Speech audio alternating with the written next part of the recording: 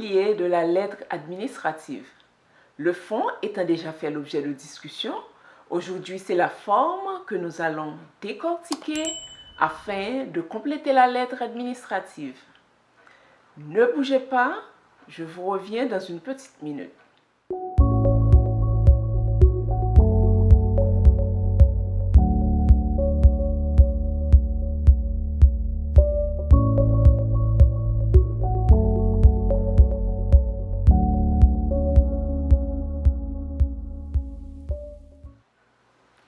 Bonjour, dans notre dernière rencontre, nous avons vu la forme d'une lettre administrative qui n'est autre que la présentation.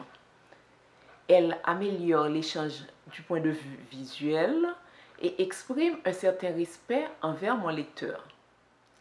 Certains d'entre vous peuvent se poser la question sur le mot fond. Alors, c'est quoi le fond? C'est la façon de transmettre un message, le choix et la justesse des mots ainsi que leur agencement. De même que l'organisation du discours, la clarté, la cohérence des idées constituent le fond. Chers amis, pour approfondir cette notion de fond, on peut aller jusqu'à dire que le but principal d'une lettre, c'est d'entrer en communication par écrit avec une autre personne, quelle que soit sa portée. Les messages doivent être clairs, sans ambiguïté.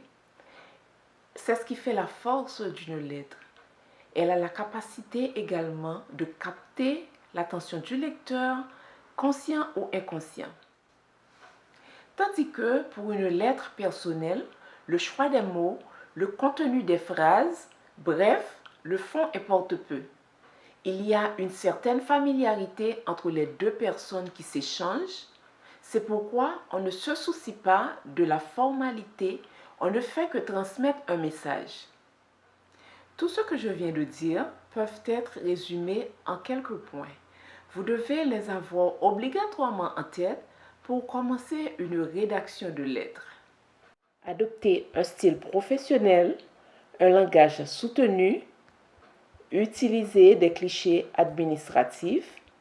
Vous voyez votre correspondant ou lecteur, même s'il est un ami. Si vous lui écrivez dans le cadre de votre amitié, c'est une autre chose. Utilisez la première personne du pluriel pour l'expéditeur, le nous. Par exemple, si vous envoyez une lettre au nom de votre entreprise, même si c'est vous qui signez, il est impératif d'utiliser le nous qui représente l'entreprise. En sixième point, utilisez les marqueurs de relation pour la cohérence des idées. Et en dernier lieu, la ponctuation est indispensable. La mémorisation des clichés peut se faire progressivement. À force de les utiliser dans votre rédaction, ils finiront par créer une place dans votre tête ou bien dans votre activité professionnelle. D'après vous, chers amis, c'est quoi un cliché? Ce sont des expressions toutes faites que vous utilisez dans vos rédactions et qui deviennent familières avec le temps. L'utilisation des clichés varie en fonction du type de lettre, c'est-à-dire le sujet. Ils sont regroupés en plusieurs catégories comme invitation, information, qui peut être une demande ou bien une transmission d'informations, une lettre d'affaires à l'occasion d'une vente ou bien d'une offre. Ça peut être également une nomination ou bien une promotion, etc. On peut les utiliser dans une lettre du début à la fin.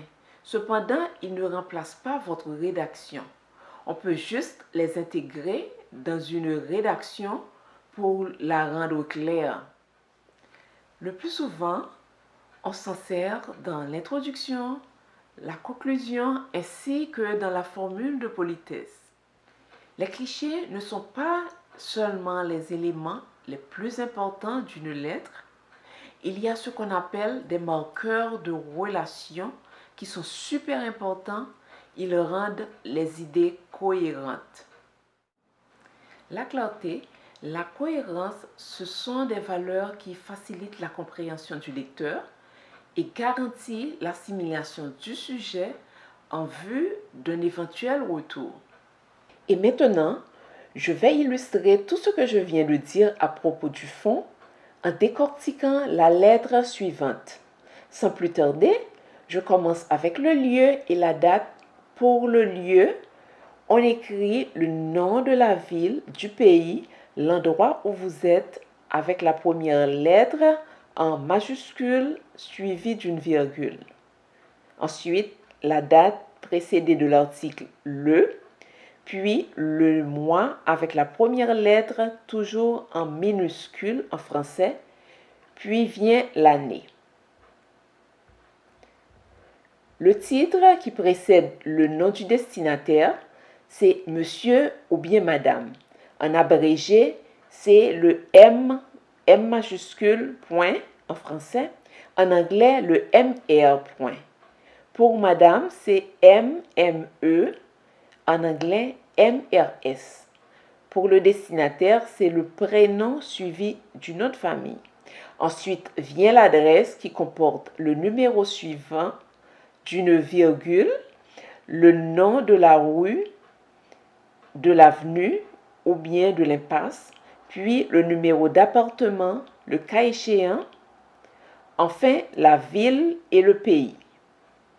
En troisième lieu, on a l'objet qui décrit brièvement le but de la lettre. Ici, c'est une lettre de présentation. Présentation d'un nouveau directeur, c'est le but de ma lettre. Le titre, c'est monsieur ou bien madame, suivi d'une virgule pour commencer.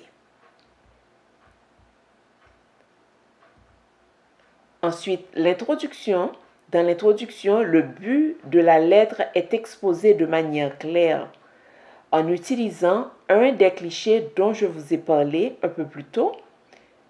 Ici, j'ai pris « a le plaisir de ».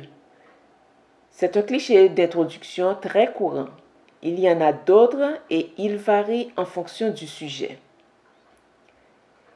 Les deux paragraphes suivants constituent le développement où j'ai élaboré sur le sujet. Pour ordonner mes idées et apporter la cohérence, j'ai utilisé deux marqueurs de relation, de plus et puis.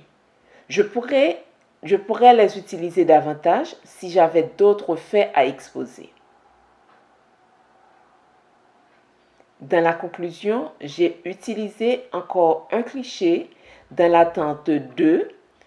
La conclusion est faite le plus souvent de clichés. De même que la formule de politesse qui deviendra automatique dans votre tête au fur et à mesure que vous les utilisez. Pour ce cas-ci, j'ai utilisé l'expression de ses meilleures salutations. Le verbe recevoir à l'impératif suivi d'une virgule. Recevez, virgule, monsieur, virgule. Et je profite pour attirer votre attention sur deux choses. Les titres, c'est-à-dire monsieur ou madame, sont toujours placés entre deux virgules.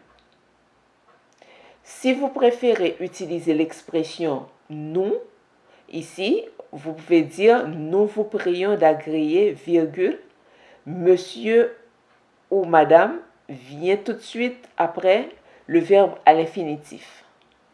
En dernier lieu, c'est la signature, le nom de l'expéditeur, son titre ou bien le poste occupé dans l'institution.